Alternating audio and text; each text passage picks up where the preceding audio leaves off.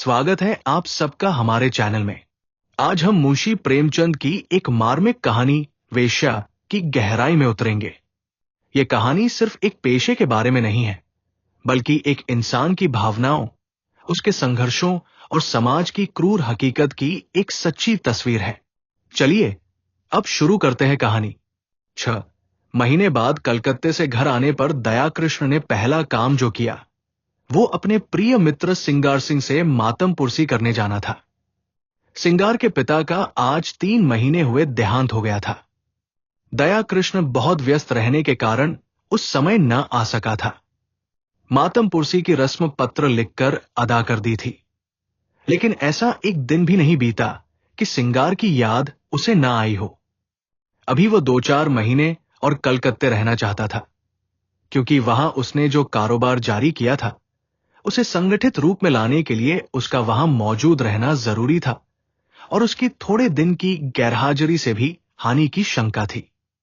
किंतु जब सिंगार की स्त्री लीला का परवाना आ पहुंचा तो वो अपने को न रोक सका। लीला ने साफ साफ तो कुछ न लिखा था, केवल उसे तुरंत बुलाया था, लेकिन दयाकृष्ण को पत्र के शब्दों से कुछ ऐसा अनुमान हुआ कि वहां की परिस्थिति चिंताजनक है और इस अवसर पर उसका वहां पहुंचना जरूरी है। सिंगार संपन्न बाप का बेटा था, बड़ा ही अलहड़, बड़ा ही जिद्दी, बड़ा ही आराम पसंद। दृढ़ता या लगन उसे छू भी नहीं गई थी। उसकी मां उसके बचपन ही में मर चुकी थी और बाप ने उसके पालने में नियंत्रण की अपेक्षा स्नेह से ज्यादा काम लिया था। उसे कभी दुनिया की हवा नहीं लगने दी।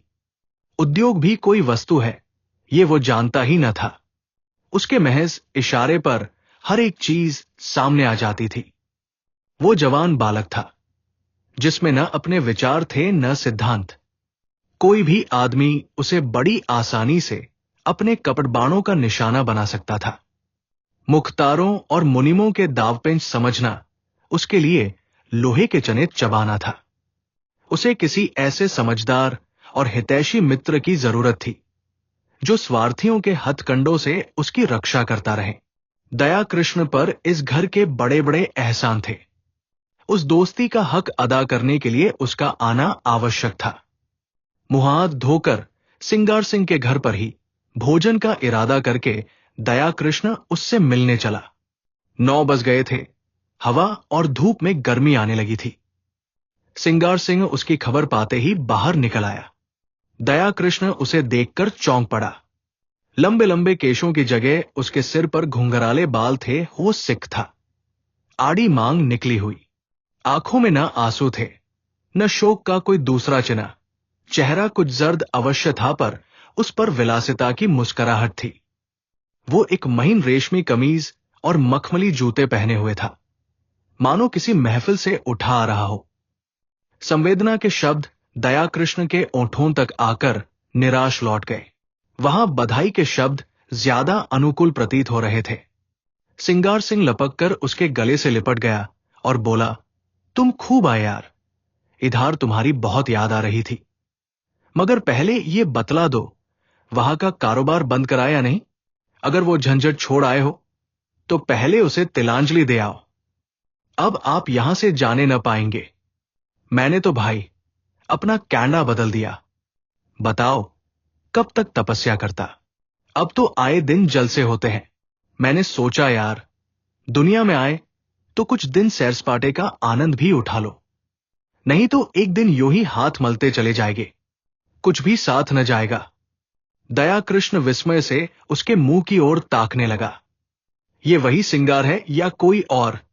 बाप के मरते ही इतनी तब्दीली। दोनों मित्र कमरे में गए और सोफे पर बैठे। सरदार साहब के सामने इस कमरे में फर्श और मसन थी, आलमारी थी। अब दर्जनों गद्देदार सोफे और कुर्सियां हैं, कालीन का फर्श है, रेशमी पर्दे हैं, बड़े बड़े आईने हैं। सरदार साहब को संचय की धुन थी, सिंगार को उड़ाने की धुन है। सिंगार ने एक सिगार जलाकर कहा, तेरी बहुत याद आती थी यार, तेरी जान की कसम। दयाकृष्ण ने शिकवा किया, क्यों झूठ बोलते हो भाई? महीनों गुजर जाते थे, एक खत लिखने की तो आपको फुर्सत न मिलती थी। मेरी याद आती थी। सिंगार ने अलहड़पन से कहा, बस इसी बात पर मेरी सेहत का एक जाम पियो। अरे यार, इस जिंदगी में और क्या रखा है? हंसी खेल में जो वक्त कट जाए उसे एक गनीमत समझो। मैंने तो ये तपस्या त्याग दी। अब तो आए दिन जलसे होते हैं। कभी दोस्तों की दावत है, कभी दरिया की सैर, कभी गाना बजाना, कभी शराब के दौर। मैंने कहा, लाओ कुछ दिन वो बाहर भी देख लूं। हसरत क्यों दिल में रह जाए? आदमी संसार में कुछ भोगने के लिए आता है। यही जिंदगी के मजे हैं। जिसने ये मजे नहीं चखे उसका जीना वृथा है। बस दोस्तों की मजलिस हो, बगल में माशूक हो और हाथ में प्याला हो, इसके सिवा मुझे और कुछ न चाहिए। उसने अलमारी खोलकर एक बोतल निकाली और 2 गिलासों में शराब डालकर बोला, ये मेरी सेहत का जाम है, इनकार न करना। मैं तुम्हारे सेहत का जाम पीता हूं। दया कृष्ण को कभी शराब पीने का अवसर न मिला था। वो इतना धर्मात्मा तो न था कि शराब पीना पाप समझता। हां, उसे दुर्व्यसन समझता था। गंधी से उसका जी मितलाने लगा। उसे भय हुआ कि वो शराब का टच चाहे मुंह में ले, उसे कंठ के नीचे नहीं उतार सकता। उसने प्याले को शिष्टाचार के तौर पर हाथ में ले लिया। फिर उसे जोंकातियों मेज पर रखकर बोला, तुम जानते हो मैंने कभी नहीं पी। इस समय मुझे क्षमा करो। 10-5 दिन में ये फन भी सीख जाऊंगा। मगर ये तो बताओ, अपना कारोबार भी कुछ देखते हो या इसी में पड़े रहते हो?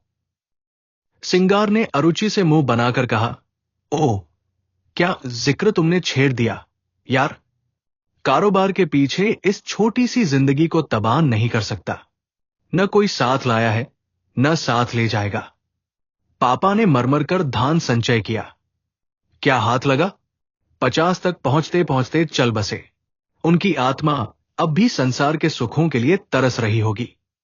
धान छोड़कर मरने से फाकेमस्त रहना कहीं अच्छा है। धान की चिंता तो नहीं सताती, पर यह हाय हाय तो नहीं होती कि मेरे बाद क्या होगा। तुमने गिलास मेज पर रख दिया। जरा पियो, आंखें खुल जाएगी, दिल हरा हो जाएगा। और लोग सोडा और बर्फ मिलाते हैं, मैं तो खालिस पीता हूं। इच्छा हो तो तुम्हारे लिए बर्फ मंगाऊं? दया कृष्ण ने फिर क्षमा मांगी, मगर सिंगार गिलास पर गिलास पीता गया। उसकी आंखें लाल लाल निकल आई, उल जलूल बकने लगा, खूब डींगे मारी। फिर बेसुरे राग में एक बाजारू गीत गाने लगा। अंत में उसी कुर्सी पर पड़ा पड़ा बेसुधा हो गया। सहसा पीछे का पर्दा हटा और लीला ने उसे इशारे से बुलाया। दया कृष्ण की धामनियों में शतगुण वेग से रक्त दौड़ने लगा। उसकी संकोचमय भीरू प्रकृति भीतर से जितनी ही रूपासक्त थी, बाहर से उतनी ही विरक्त। सुंदरियों के सम्मुख आकर वो स्वयं अवाक हो जाता था। उसके कपोलों पर लज्जा की लाली दौड़ जाती थी और आंखें झुक जाती थी, लेकिन मन उनके चरणों पर लौटकर अपने आप को समर्पित कर देने के लिए विकल हो जाता था। मित्रगण उसे बूले बाबा कहा करते थे। स्त्रियां उसे अरसिक समझकर उससे उदासीन रहती थी। किसी युवती के साथ लंका तक रेल में एकांत यात्रा करके भी वो उससे एक शब्द भी बोलने का साहस न करता। हां, यदि युवती स्वयं उसे छेड़ती तो वो अपने प्राण तक उसकी भेंट कर देता। उसके इस संकोचमय अवरुद्ध जीवन में लीला ही एक युवती थी, जिसने उसके मन को समझा था और उससे सवाक सहृदयता का व्यवहार किया था। तभी से दया कृष्ण मन से उसका उपासक हो गया था। उसके अनुवशून्य हृदय में लीला नारी जाति का सबसे सुंदर आदर्श थी। उसकी प्यासी आत्मा को शरबत या लेमनेड की उतनी इच्छा न थी जितना ठंडे मीठे पानी की। लीला में रूप है, लावण्य है, सुकुमारता है, इन बातों की ओर उसका ध्यान न था। उससे ज्यादा रूपवती, लावण्यमयी और सुकुमार युवतियां उसने पार्कों में देखी थी। लीला में सहृदयता है, विचार है, दया है, इन्हीं तत्वों की ओर उसका आकर्षण था। उसकी रसिकता में आत्मसमर्पण के सिवा और कोई भाव न था। लीला के किसी आदेश का पालन करना उसकी सबसे बड़ी कामना थी। उसकी आत्मा की तृप्ति के लिए इतना काफी था। उसने कांपते हाथों से पर्दा उठाया और अंदर आकर खड़ा हो गया और विस्मय भरी आंखों से उसे देखने लगा। उसने लीला को यहां न देखा होता तो पहचान भी न सकता। वो रूप, यौवन और विकास की देवी इस तरह मुरझा गई थी जैसे किसी ने उसके प्राणों को चूस कर निकाल लिया हो। करुण स्वर में बोला, ये तुम्हारा क्या हाल है लीला? बीमार हो क्या? मुझे सूचना तक न दी। लीला मुस्कुराकर बोली, तुमसे मतलब? मैं बीमार हूं या अच्छी हूं, तुम्हारी बला से। तुम तो अपने सैर सपाटे करते रहे। 6 महीने के बाद जब आपको याद आई है तो पूछते हो बीमार हो। मैं उस रोग से ग्रस्त हूं जो प्राण लेकर ही छोड़ता है। तुमने इन महाशय की हालत देखी? उनका यह रंग देखकर मेरे दिल पर क्या गुजरती है, ये क्या मैं अपने मुंह से कहूं तभी समझोगे? मैं अब इस घर में जबरदस्ती पड़ी हूं और बेहयाई से जीती हूं। किसी को मेरी चाह या चिंता नहीं है। पापा क्या मरे, मेरा सुहाग ही उठ गया। कुछ समझती हूं तो बेवकूफ बनाई जाती हूं। रात रात भर न जाने कहां गायब रहते हैं। जब देखो नशे में मस्त, हफ्तों घर में नहीं आते कि 2 बातें कर लूं। अगर इनके यही ढंग रहे तो साल 2 साल में रोटियों के मोहताज हो जाएंगे। दया ने पूछा, ये लत इन्हें कैसे पड़ गई? ये बातें तो इनमें न थी। लीला ने व्यथित स्वर में कहा, रुपए की बलिहारी है और क्या, इसीलिए तो बूले मरमर के कमाते हैं और मरने के बाद लड़कों के लिए छोड़ जाते हैं। अपने मन में समझते होंगे हम लड़कों के लिए बैठने का ठिकाना किए जाते हैं। मैं कहती हूं तुम उनके सर्वनाश का सामान किए जाते हो, उनके लिए जहर बोए जाते हो। पापा ने लाखों रुपए की संपत्ति न छोड़ी होती तो आज ये महाशय किसी काम में लगे होते। कुछ घर की चिंता होती, कुछ जिम्मेदारी होती, नहीं तो बैंक से रुपए निकाले और उड़ाए। अगर मुझे विश्वास होता कि संपत्ति समाप्त करके वो सीधे मार्ग पर आ जाएंगे तो मुझे जरा भी दुख न होता। पर मुझे तो ये भय है कि ऐसे लोग फिर किसी काम के नहीं रहते, या तो जेलखाने में मरते हैं या अनाथालय में। आपकी एक वेश्या से आशनाई है, माधुरी नाम है, और वो इन्हें उल्टे छुरे से मोड़ रही है जैसा उसका धर्म है। आपको ये खप्त हो गया कि वो मुझ पर जान देती है। उससे विवाह का प्रस्ताव भी किया जा चुका है। मालूम नहीं उसने क्या जवाब दिया। कई बार जी में आया कि जब यहां किसी से कोई नाता ही नहीं है तो अपने घर चली जाऊं, लेकिन डरती हूं कि तब तो ये और भी स्वतंत्र हो जाएंगे। मुझे किसी पर विश्वास है तो वो तुम हो, इसीलिए तुम्हें बुलाया था कि शायद तुम्हारे समझाने बुझाने का कुछ असर हो। अगर तुम भी असफल हुए तो मैं एक क्षण यहां न रहूंगी। भोजन तैयार है, चलो कुछ खा लो। दया कृष्ण ने सिंगार सिंह की ओर संकेत करके कहा, और ये तो अब कहीं 2-3 बजे चेतेंगे, बुरा न मानेंगे। मैं अब इन बातों की परवाह नहीं करती। मैंने तो निश्चय कर लिया है कि अगर मुझे कभी आंखें दिखाई तो मैं इन्हें मजा चखा दूंगी। मेरे पिताजी फौज में सूबेदार मेजर हैं, मेरी देह में उनका रक्त है। लीला की मुद्रा उत्तेजित हो गई। विद्रोह की वो आग जो महीनों से पड़ी सुलग रही थी प्रचंड हो उठी। उसने उसी लहजे में कहा, मेरी इस घर में इतनी सांसत हुई है, इतना अपमान हुआ है और हो रहा है कि मैं उसका किसी तरह भी प्रतिकार करके आत्मग्लानि का अनुभव न करूंगी। मैंने पापा से अपना हाल छिपा रखा है। आज लिख दूं तो इनकी सारी मशीखत उतर जाए। नारी होने का दंड भोग रही हूं, लेकिन नारी के धैर्य की भी सीमा है। दया कृष्ण उस सुकुमारी का वह तमतमाया हुआ चेहरा, वे जलती हुई आंखें, वो कांपते हुए होंठ देखकर कांप उठा। उसकी दशा उस आदमी की सी हो गई जो किसी को दर्द से तड़पते देखकर वैद्य को बुलाने दौड़े।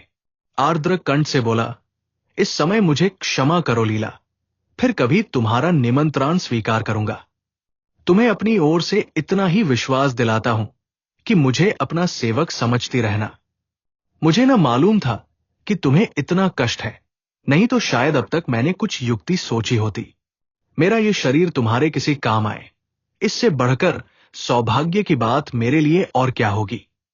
दया कृष्ण वहां से चला तो उसके मन में इतना उल्लास भरा हुआ था मानो विमान पर बैठा हुआ स्वर्ग की ओर जा रहा है। आज उसे जीवन में एक ऐसा लक्ष्य मिल गया था जिसके लिए वो जी भी सकता है और मर भी सकता है। वो एक महिला का विश्वास पात्र हो गया था। इस रत्न को वो अपने हाथ से कभी न जाने देगा, चाहे उसकी जान ही क्यों न चली जाए। एक महीना गुजर गया। दया कृष्ण सिंगार सिंह के घर नहीं आया, न सिंगार सिंह ने उसकी परवाह की। इस एक ही मुलाकात में उसने समझ लिया था कि दया इस नए रंग में आने वाला आदमी नहीं है। ऐसे सात्विक जनों के लिए उसके यहां स्थान न था। वहां तो रंगीले, रसिया, अय्याश और बिगड़े दिलों ही की चाह थी। हां, लीला को हमेशा उसकी याद आती रहती थी, मगर दया कृष्ण के स्वभाव में अब वो संयम नहीं है। विलासिता का जादू उस पर भी चलता हुआ मालूम होता है। माधुरी के घर उसका भी आना जाना शुरू हो गया है। वो सिंगार सिंह का मित्र नहीं रहा, प्रतिद्वंद्वी हो गया है। दोनों एक ही प्रतिमा के उपासक हैं, मगर उनकी उपासना में अंतर है। सिंगार की दृष्टि से माधुरी केवल विलास की एक वस्तु है, केवल विनोद का एक यंत्र। दया कृष्ण विनय की मूर्ति है, जो माधुरी की सेवा में ही प्रसन्न है। सिंगार माधुरी के हास्यविलास को अपना जर खरीद हक समझता है। दया कृष्ण इसी में संतुष्ट है कि माधुरी उसकी सेवाओं को स्वीकार करती है। माधुरी की ओर से जरा भी अरुचि देखकर वो उसी तरह बिगड़ जाएगा जैसे अपनी प्यारी घोड़ी की मुंहजोरी पर। दया कृष्ण अपने को उसकी कृपा दृष्टि के योग्य ही नहीं समझता। सिंगार जो कुछ माधुरी को देता है, गर्व भरे आत्म प्रदर्शन के साथ, मानो उस पर कोई एहसान कर रहा हो। दया कृष्ण के पास देने को है ही क्या, पर वो जो कुछ भेंट करता है वो ऐसी श्रद्धा से मानो देवता को फूल चढ़ाता हो। सिंगार का आसक्त मन माधुरी को अपने पिंजरे में बंद रखना चाहता है, जिसमें उस पर किसी की निगाह न पड़े। दया कृष्ण निर्लिप्त भाव से उसकी स्वच्छंद क्रीड़ा का आनंद उठाता है। माधुरी को अब तक जितने आदमियों से साबिका पड़ा था, वे सब सिंगार सिंह की ही भांति कामुकी, ईर्ष्यालु, दंभी और कोमल भावों से शून्य थे, रूप को भोगने की वस्तु समझने वाले। दया कृष्ण उन सबों से अलग था, सहृदयी, भद्र और सेवाशील, मानो उस पर अपनी आत्मा को समर्पण कर देना चाहता हो। माधुरी को अब अपने जीवन में कोई ऐसा पदार्थ मिल गया है जिसे वो बड़ी एहतियात से संभाल कर रखना चाहती है। जड़ाऊ गहने अब उसकी आंखों में उतने मूल्यवान नहीं रहे जितनी ये फकीर की दी हुई तावीज। जड़ाऊ गहने हमेशा मिलेंगे, ये तावीज खो गई तो फिर शायद ही कभी हाथ आए। जड़ाऊ गहने केवल उसकी विलास प्रवृत्ति को उत्तेजित करते हैं, पर इस तावीज में कोई दैवी शक्ति है जो न जाने कैसे उसमें सदनुराग और परिष्कार भावना को जगाती है। दया कृष्ण कभी प्रेम प्रदर्शन नहीं करता, अपनी विरह व्यथा के राग नहीं अलापता, पर माधुरी को उस पर पूरा विश्वास है। सिंगार सिंह के प्रलाप में उसे बनावट और दिखावे का आभास होता है। वो चाहती है ये जल्द यहां से टले, लेकिन दया कृष्ण के संयत भाषण में उसे गहराई तथा गांभीर्य और गुरुत्व का आभास होता है। औरों की वह प्रेमिका है, लेकिन दया कृष्ण की आशिक, जिसके कदमों की आहट पाकर उसके अंदर एक तूफान उठने लगता है। उसके जीवन में ये नई अनुभूति है। अब तक वो दूसरों के भोग की वस्तु थी, अब कम से कम एक प्राणी की दृष्टि में वो आदर और प्रेम की वस्तु है। सिंगार सिंह को जब से दया कृष्ण के इस प्रेमाभिनय की सूचना मिली है, वो उसके खून का प्यासा हो गया है, ईर्ष्याग्नि से फूका जा रहा है। उसने दया कृष्ण के पीछे कई शोहदे लगा रखे हैं कि वे उसे जहां पाए उसका काम तमाम कर दें। वो खुद पिस्तौल लिए उसकी टो में रहता है। दया कृष्ण इस खतरे को समझता है, जानता है। अपने नियत समय पर माधुरी के पास बिला नागा आ जाता है। मालूम होता है उसे अपनी जान का कुछ भी मोह नहीं है। शोहदे उसे देखकर क्यों कतरा जाते हैं, मौका पाकर भी क्यों उस पर वार नहीं करते, इसका रहस्य वो नहीं समझता। एक दिन माधुरी ने उससे कहा, कृष्ण जी, तुम यहां ना आया करो। तुम्हें तो पता नहीं है, पर यहां तुम्हारे 20 दुश्मन हैं। मैं डरती हूं कि किसी दिन कोई बात ना हो जाए। शिशिर की तुषार मंडित संध्या थी। माधुरी एक काश्मीरी शाल ओढ़े अंगीठी के सामने बैठी हुई थी। कमरे में बिजली का रजत प्रकाश फैला हुआ था। दया कृष्ण ने देखा, माधुरी की आंखें सजल हो गई हैं और वो मुंह फेर कर उन्हें दया कृष्ण से छिपाने की चेष्टा कर रही है। प्रदर्शन और सुख भोग करने वाली रमणी क्यों इतना संकोच कर रही है, ये उसका अनाड़ी मन न समझ सका। हां, माधुरी के गोरे, प्रसन्न, संकोचहीन मुख पर लज्जा मिश्रित मधुरिमा की ऐसी छटा उसने कभी न देखी थी। आज उसने उस मुख पर कुलवधू की भीरू आकांक्षा और दृढ़ वात्सल्य देखा और उसके अभिनय में सत्य का उदय हो गया। उसने स्थिर भाव से जवाब दिया, मैं तो किसी की बुराई नहीं करता, मुझसे किसी को क्यों वैर होने लगा? मैं यहां किसी का बाधक नहीं, किसी का विरोधी नहीं। दाता के द्वार पर सभी भिक्षुक जाते हैं, अपना अपना भाग्य है। किसी को एक चुटकी मिलती है, किसी को पूरा थाल। कोई क्यों किसी से जले? अगर किसी पर तुम्हारी विशेष कृपा है तो मैं उसे भाग्यशाली समझकर उसका आदर करूंगा। जलू क्यों? माधुरी ने स्नेह कातर स्वर में कहा, जी नहीं, आप कल से न आया कीजिए। दया कृष्ण मुस्कुराकर बोला, तुम मुझे यहां आने से नहीं रोक सकती। भिक्षुक को तुम दुत्कार सकती हो, द्वार पर आने से नहीं रोक सकती। माधुरी स्नेह की आंखों से उसे देखने लगी, फिर बोली, क्या सभी आदमी तुम्ही जैसे निष्कपट हैं? तो फिर मैं क्या करूं? यहां ना आया करो, ये मेरे बस की बात नहीं। माधुरी एक क्षण तक विचार करके बोली, एक बात कहूं, मानोगे? चलो हम तुम किसी दूसरे नगर की राह ले, केवल इसीलिए कि कुछ लोग मुझसे खार खाते हैं। खार नहीं खाते, तुम्हारी जान के ग्राहक है। दया कृष्ण उसी अविचलित भाव से बोला, जिस दिन प्रेम का ये पुरस्कार मिलेगा वो मेरे जीवन का नया दिन होगा। माधुरी, इससे अच्छी मृत्यु और क्या हो सकती है? तब मैं तुमसे पृथक न रहकर तुम्हारे मन में, तुम्हारी स्मृति में रहूंगा। माधुरी ने कोमल हाथ से उसके गाल पर थपकी दी। उसकी आंखें भर आई थी। इन शब्दों में जो प्यार भरा हुआ था वो जैसे पिचकारी की धार की तरह उसके हृदय में समा गया। ऐसी विकल वेदना, ऐसा नशा, इसे वो क्या कहे? उसने करुण स्वर में कहा, ऐसी बातें न किया करो कृष्ण, नहीं तो मैं सच कहती हूं। एक दिन जहर खाकर तुम्हारे चरणों पर सो जाऊंगी।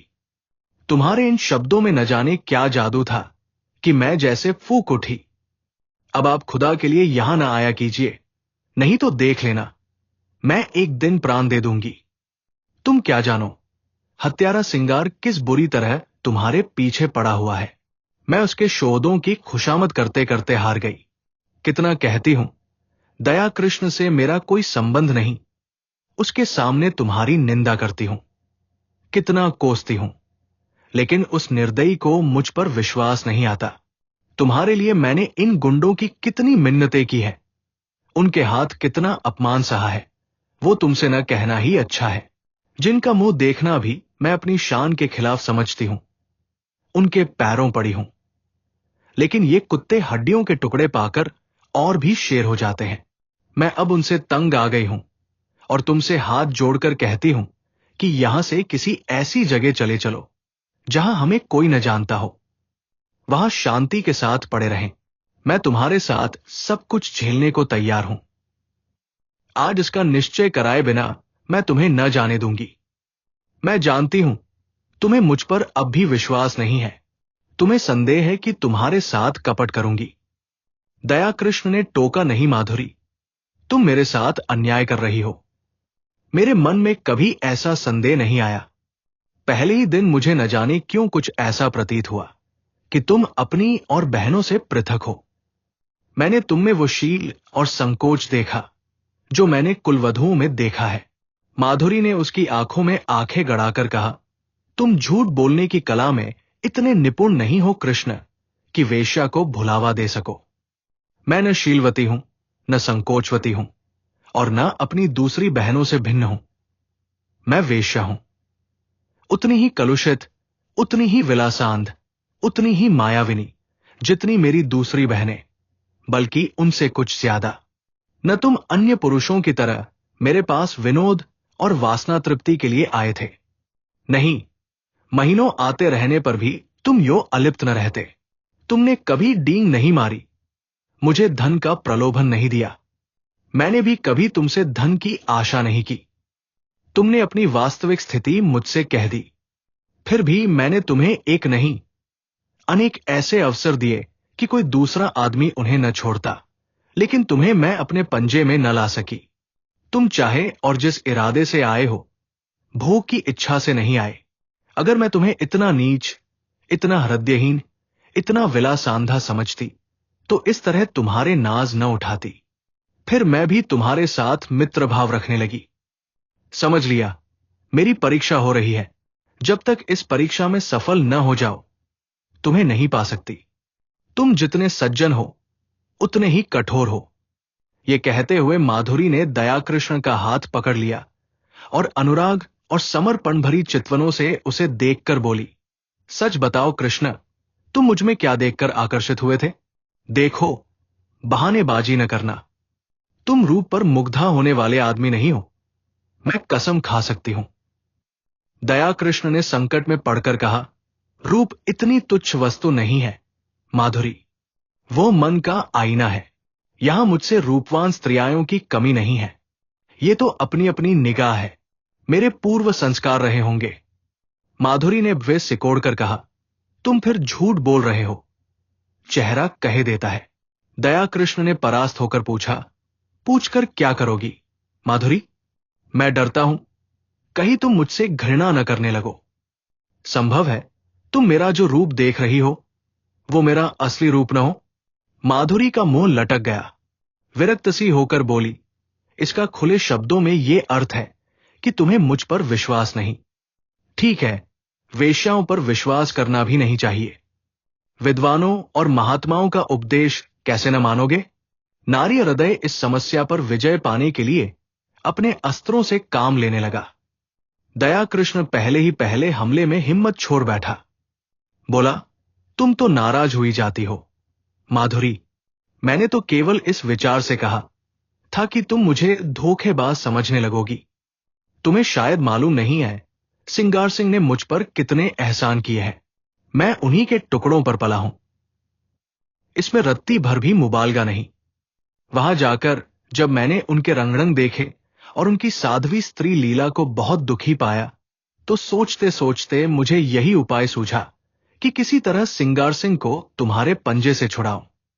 मेरे इस अभिमान का यही रहस्य है, लेकिन उन्हें छुड़ा तो न सका, खुद फंस गया। मेरे इस फरेब की जो सजा चाहो दो, सिर झुकाए हुए हूं। माधुरी का अभिमान टूट गया, जलकर बोली, तो ये कहिए कि आप लीला देवी के आशिक हैं। मुझे पहले से मालूम होता तो तुम्हें इस घर में घुसने न देती। तुम तो एक छिपे रुस्तम निकले।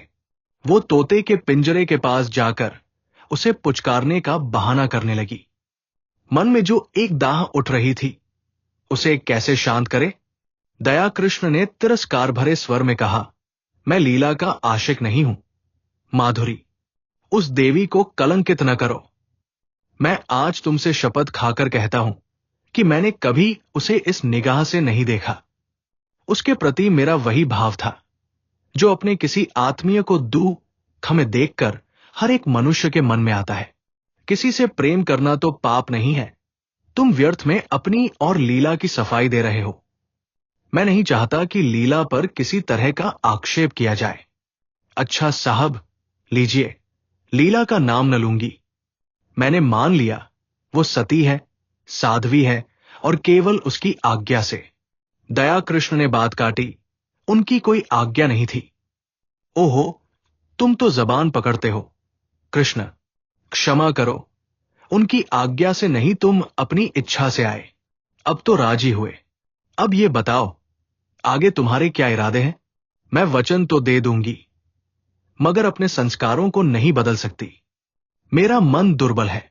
मेरा सतीत्व कब का नष्ट हो चुका है। अन्य मूल्यवान पदार्थों की तरह रूप और जीवन की रक्षा भी बलवान हाथों से हो सकती है। मैं तुमसे पूछती हूं, तुम मुझे अपनी शरण में लेने पर तैयार हो? तुम्हारा आश्रय पाकर तुम्हारे प्रेम की शक्ति से मुझे विश्वास है मैं जीवन के सारे प्रलोभनों का सामना कर सकती हूं। मैं इस सोने के महल को ठुकरा दूंगी, लेकिन इसके बदले मुझे किसी हरे वृक्ष की छौ तो मिलनी चाहिए। वो छौ तुम मुझे दोगे? अगर नहीं दे सकते तो मुझे छोड़ दो। मैं अपने हाल में मगन हूं। मैं वादा करती हूं, सिंगार सिंह से मैं कोई संबंध न रखूंगी। वो मुझे घेरेगा, रोएगा। संभव है गुंडों से मेरा अपमान कराए, आतंक दिखाए, लेकिन मैं सब कुछ झेल लूंगी तुम्हारी खातिर से। आगे और कुछ न कहकर वो तृष्णा भरे लेकिन उसके साथ ही निरपेक्ष नेत्रों से दया कृष्ण की ओर देखने लगी। जैसे दुकानदार ग्राहक को बुलाता तो है पर साथ ही ये भी दिखाना चाहता है कि उसे उसकी परवाह नहीं है। दया कृष्ण क्या जवाब दे? संघर्षमय संसार में वो अभी केवल एक कदम टिका पाया है। इधर वो अंगुल भर जगह भी उससे छिन गई है। शायद जोर मारकर वो फिर वो स्थान पा जाए, लेकिन वहां बैठने की जगह नहीं, और एक दूसरे प्राणी को लेकर तो वो खड़ा भी नहीं रह सकता। अगर मान लिया जाए कि अदम्य उद्योग से दोनों के लिए स्थान निकाल लेगा, तो आत्मसम्मान को कहा ले जाए? संसार क्या कहेगा? लीला क्या फिर उसका मुंह देखना चाहेगी? सिंगार से वो फिर आंखें मिला सकेगी? ये भी छोड़ो, लीला अगर उसे पति समझती है, समझे। सिंगार अगर उससे जलता है तो जले, उसे इसकी परवाह नहीं। लेकिन अपने मन को क्या करे? विश्वास उसके अंदर आकर जाल में फंसे पक्षी की भांति फड़फड़ाकर निकल भागता है। कुलीना अपने साथ विश्वास का वरदान लिए आती है। उसके साहचर्य में हमें कभी संदेह नहीं होता। वहां संदेह के लिए प्रत्यक्ष प्रमाण चाहिए। कुत्सिता संदेह का संस्कार लिए आती है। वहां विश्वास के लिए प्रत्यक्ष, अत्यंत प्रत्यक्ष प्रमाण की जरूरत है। उसने नम्रता से कहा, तुम जानती हो मेरी क्या हालत है? हां, खूब जानती हूं। और उस हालत में तुम प्रसन्न रह सकोगी? तुम ऐसा प्रश्न क्यों करते हो कृष्ण? मुझे दुख होता है। तुम्हारे मन में जो संदेह है वो मैं जानती हूं, समझती हूं। मुझे भ्रम हुआ था कि तुमने भी मुझे जान लिया है, समझ लिया है। अब मालूम हुआ मैं धोखे में थी। वो उठकर वहां से जाने लगी। दया कृष्ण ने उसका हाथ पकड़ लिया और प्रार्थी भाव से बोला, तुम मेरे साथ अन्याय कर रही हो माधुरी। मैं सत्य कहता हूं, ऐसी कोई बात नहीं है।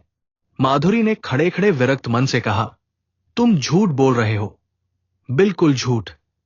तुम अब भी मन से यह स्वीकार नहीं कर रहे हो कि कोई स्त्री स्वेच्छा से रूप का व्यवसाय नहीं करती। पैसे के लिए अपनी लज्जा को उघाड़ना तुम्हारी समझ में कुछ ऐसे आनंद की बात है जिसे वेश्या शौक से करती है। तुम वेश्या में स्त्रीत्व का होना संभव से बहुत दूर समझते हो। तुम इसकी कल्पना ही नहीं कर सकते कि वो क्यों अपने प्रेम में स्थिर नहीं होती। तुम नहीं जानते कि प्रेम के लिए उसके मन में कितनी व्याकुलता होती है, और जब वो सौभाग्य से उसे पा जाती है तो किस तरह प्राणों की भांति उसे संचित रखती है। खारे पानी के समुद्र में मीठे पानी का छोटा सा पात्र कितना प्रिय होता है, इसे वो क्या जाने जो मीठे पानी के मटके उड़ेलता रहता हो। दया कृष्ण कुछ ऐसे असमंजस में पड़ा हुआ था कि उसके मुंह से एक भी शब्द न निकला। उसके मन में जो शंका चिंगारी की भांति छिपी हुई है, वो बाहर निकलकर कितनी भयंकर ज्वाला उत्पन्न कर देगी।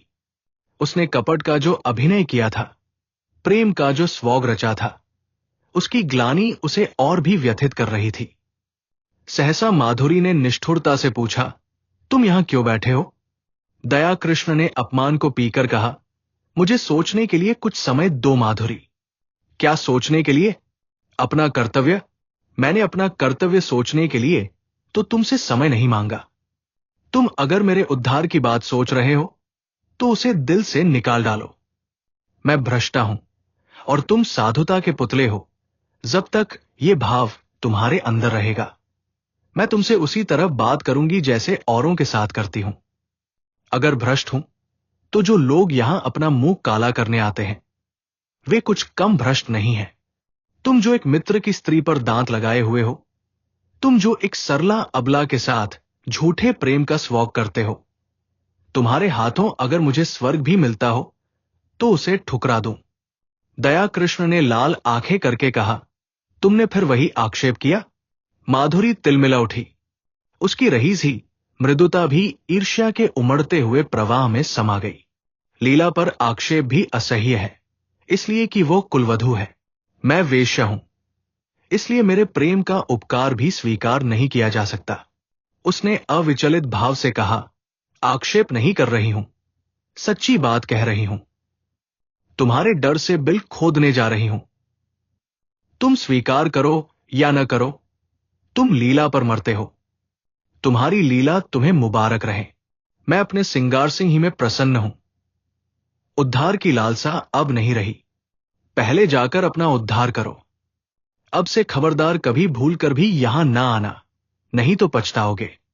तुम जैसे रंगे हुए पतितों का उद्धार नहीं करते। उद्धार वही कर सकते हैं जो उद्धार के अभिमान को हृदय में आने ही नहीं देते।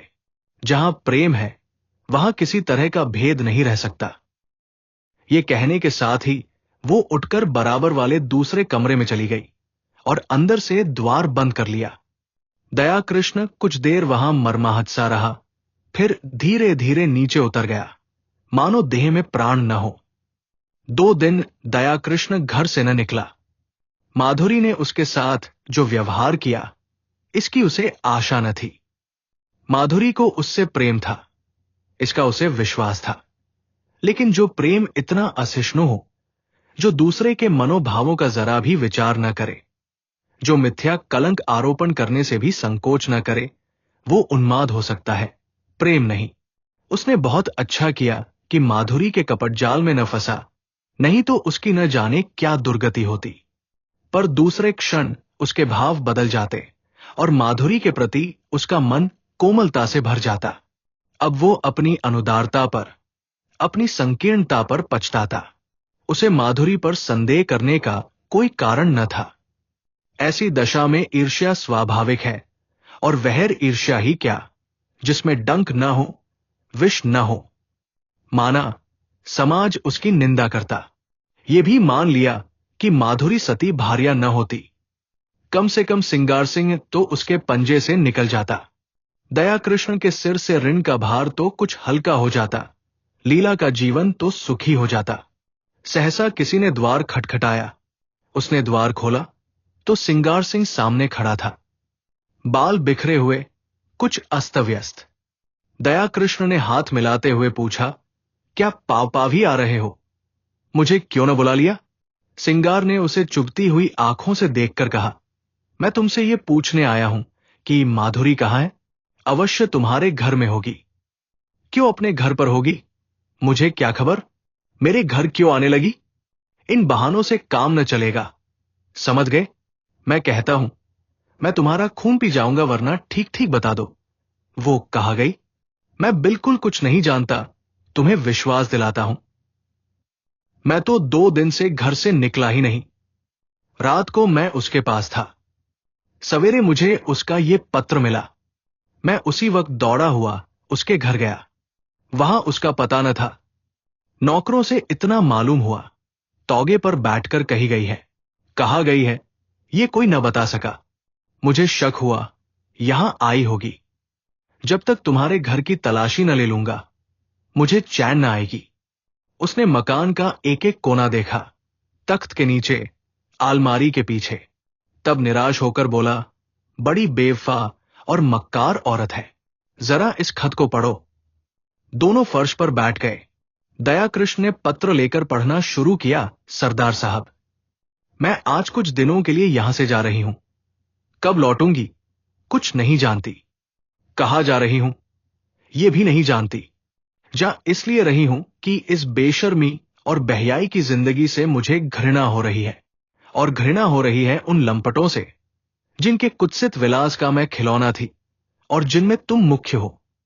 तुम महीनों से मुझ पर सोने और रेशम की वर्षा कर रहे हो, मगर मैं तुमसे पूछती हूं, उससे लाख गुने सोने और 10 लाख गुने रेशम पर भी तुम अपनी बहन या स्त्री को इस रूप के बाजार में बैठने दोगे? कभी नहीं।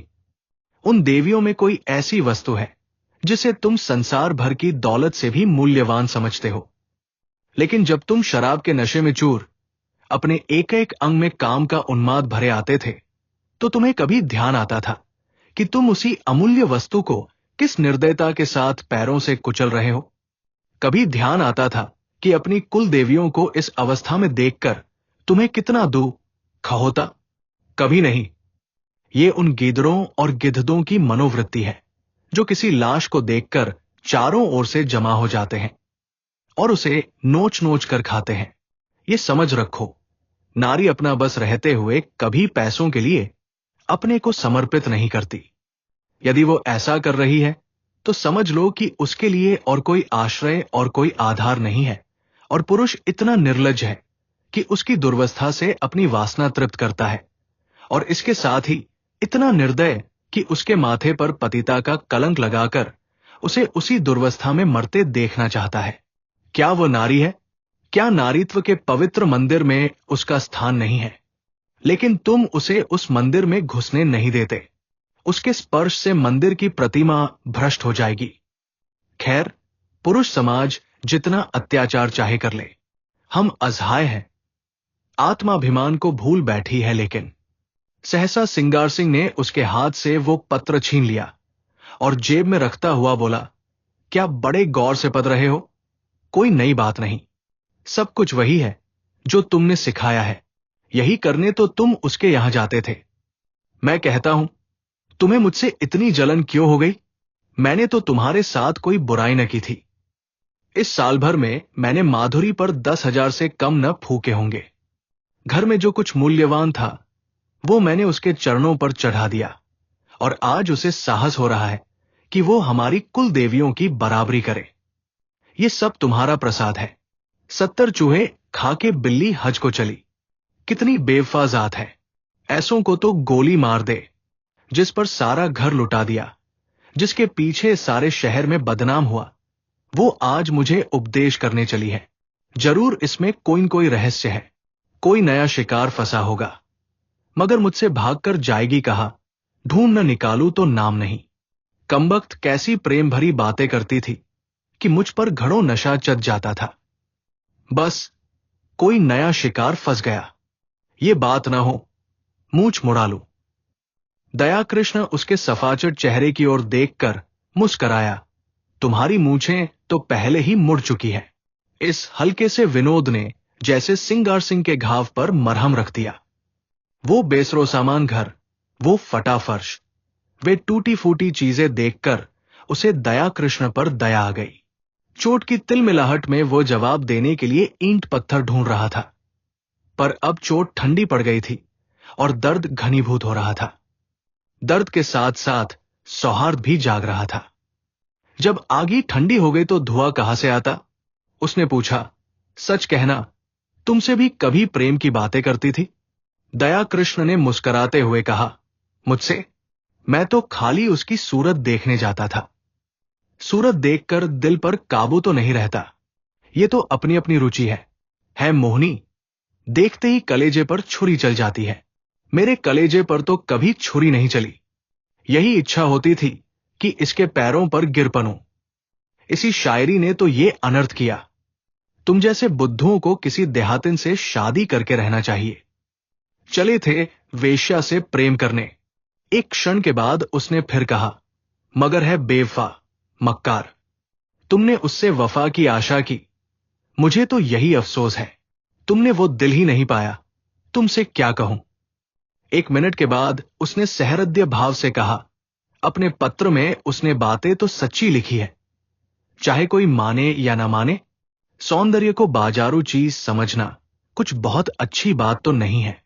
दया कृष्ण ने पुचारा दिया, जब स्त्री अपना रूप बेचती है तो उसके खरीदार भी निकल आते हैं। फिर यहां तो कितनी ही जातियां हैं जिनका यही पेशा है। ये पेशा चला कैसे? स्त्रियों की दुर्बलता से। नहीं, मैं समझता हूं, बिस्मिल्लाह पुरुषों ने की होगी। इसके बाद एकाएक जेब से घड़ी निकालकर देखता हुआ बोला, ओहो, 2 बज गए और अभी मैं यहीं बैठा हूं। आज शाम को मेरे यहां खाना खाना, जरा इस विषय पर बातें होंगी। अभी तो उसे ढूंढ निकालना है। वो है कहीं इसी शहर में। घर वालों से भी कुछ नहीं कहा। बुढ़िया नायका सिर पीट रही थी। उस्ताद जी अपनी तकदीर को रो रहे थे। न जाने कहां जाकर छिप रही। उसने उठकर दया कृष्ण से हाथ मिलाया और चला। दया कृष्ण ने पूछा, मेरी तरफ से तो तुम्हारा दिल साफ हो गया? सिंगार ने पीछे फिरकर कहा, हुआ भी और नहीं भी हुआ, और बाहर निकल गया। 7-8 दिन तक सिंगार सिंह ने सारा शहर छाना, पुलिस में रिपोर्ट की, समाचार पत्रों में नोटिस छपाई, अपने आदमी दौड़ाए, लेकिन माधुरी का कुछ भी सुराग न मिला कि फिर महफिल गर्म होती। मित्रवृंद सुबह शाम हाजिरी देने आते और अपना सा मुंह लेकर लौट जाते। सिंगार के पास उनके साथ गपशप करने का समय न था। गर्मी के दिन सजा हुआ कमरा भट्ठी बना हुआ था, खस की टटिया भी थी, पंखा भी, लेकिन गर्मी जैसे किसी के समझाने बुझाने की परवाह नहीं करना चाहती, अपने दिल का बुखार निकाल कर ही रहेगी। सिंगार सिंह अपने भीतर वाले कमरे में बैठा हुआ पेक पर पेक चढ़ा रहा था, पर अंदर की आग न शांत होती थी। इस आग ने ऊपर की घासफूस को जलाकर भस्म कर दिया था, और अब अंतस्तल की जड़ विरक्ति और अचल विचार को द्रवित करके बड़े वेग से ऊपर फेंक रही थी। माधुरी की बेवफाई ने उसके आमोदी हृदय को इतना आहत कर दिया था कि अब अपना जीवन ही बेकार सा मालूम होता था। माधुरी उसके जीवन में सबसे सत्य वस्तु थी, सत्य भी और सुंदर भी। उसके जीवन की सारी रेखाएं इसी बिंदु पर आकर जमा हो जाती थी। वो बिंदु एकाएक पानी के बुलबुले की भांति मिट गया, और अब वे सारी रेखाएं, वे सारी भावनाएं, वे सारी मृदु स्मृतियां उन झल्लाई हुई मधुमक्खियों की तरह भन भनाती फिरती थी, जिनका छत्ता जला दिया गया हो। जब माधुरी ने कपट व्यवहार किया तो और किससे कोई आशा की जाए? इस जीवन ही में क्या है? आम में रस ही न रहा तो गुठली किस काम की? लीला कई दिनों से महफिल में सन्नाटा देखकर चकित हो रही थी। उसने कई महीनों से घर के किसी विषय में बोलना छोड़ दिया था। बाहर से जो आदेश मिलता था उसे बिना कुछ कहे सुने पूरा करना ही उसके जीवन का क्रम था।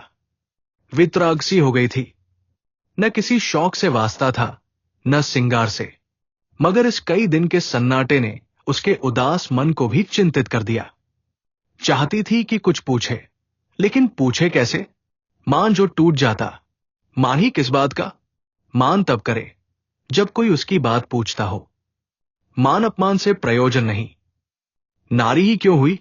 उसने धीरे धीरे कमरे का पर्दा हटाकर अंदर झोंका। देखा, सिंगार सिंह सोफा पर चुपचाप लेटा हुआ है, जैसे कोई पक्षी सांझ के सन्नाटे में परों में मुंह छिपाए बैठा हो। समीप आकर बोली, मेरे मुंह पर ताला डाल दिया गया है, लेकिन क्या करूं, बिना बोले रहा नहीं जाता। कई दिन से सरकार की महफिल में सन्नाटा क्यों है? तबीयत तो अच्छी है? सिंगार ने उसकी ओर आंखें उठाई, उनमें व्यथा भरी हुई थी। कहा, तुम अपने मैके क्यों नहीं चली जाती लीला? आपकी जो आज्ञा। पर यह तो मेरे प्रश्न का उत्तर न हुआ। वो कोई बात नहीं, मैं बिल्कुल अच्छा हूं। ऐसे बहयाओं को मौत भी नहीं आती। अब इस जीवन से जी भर गया, कुछ दिनों के लिए बाहर जाना चाहता हूं। तुम अपने घर चली जाओ तो मैं निश्चिंत हो जाऊं।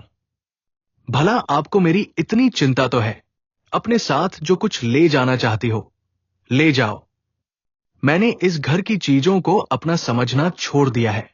मैं नाराज होकर नहीं कह रहा हूं, लीला न जाने कब लौटू।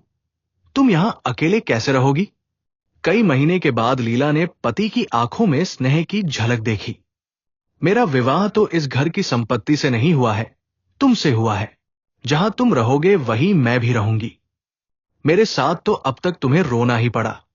लीला ने देखा, सिंगार की आंखों में आंसू की एक बूंद नीले आकाश में चंद्रमा की तरह गिरने गिरने को हो रही थी। उसका मन भी पुलकित हो उठा। महीनों की क्षुधाग्नि में जलने के बाद अटर का एक दाना पाकर वो उसे कैसे ठुकरा दे? पेट नहीं भरेगा, कुछ भी नहीं होगा, लेकिन उस दाने को ठुकराना क्या उसके बस की बात थी? उसने बिल्कुल पास आकर अपने अधबचल को उसके समीप ले जाकर कहा, मैं तो तुम्हारी हो गई। हंसाओगे, हंसूंगी, रुलाओगे, रोऊंगी, रखोगे तो रहूंगी, निकालोगे तो भी रहूंगी। मेरा घर तुम हो, धर्म तुम हो, अच्छी हूं तो तुम्हारी हूं, बुरी हूं तो तुम्हारी हूं। और दूसरे क्षण सिंगार के विशाल सीने पर उसका सिर रखा हुआ था और उसके हाथ थे लीला की कमर में। दोनों के मुख पर हर्ष की लाली थी, आंखों में हर्ष के आंसू और मन में एक ऐसा तूफान जो उन्हें न जाने कहां उड़ा ले जाएगा। एक क्षण के बाद सिंगार ने कहा, तुमने कुछ सुना?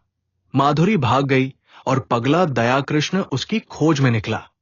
लीला को विश्वास न आया। दयाकृष्ण, हां जी, जिस दिन वो भागी है उसके दूसरे ही दिन वो भी चल दिया। वो तो ऐसा नहीं है। और माधुरी क्यों भागी? दोनों में प्रेम हो गया था। माधुरी उसके साथ रहना चाहती थी, वो राजी न हुआ। लीला ने एक लंबी सांस ली। दयाकृष्ण के वे शब्द याद आए जो उसने कई महीने पहले कहे थे। दयाकृष्ण की वे याचना भरी आंखें उसके मन को मसोसने लगी। सहसा किसी ने बड़े जोर से द्वार खोला और धड़धड़ाता हुआ भीतर वाले कमरे के द्वार पर आ गया।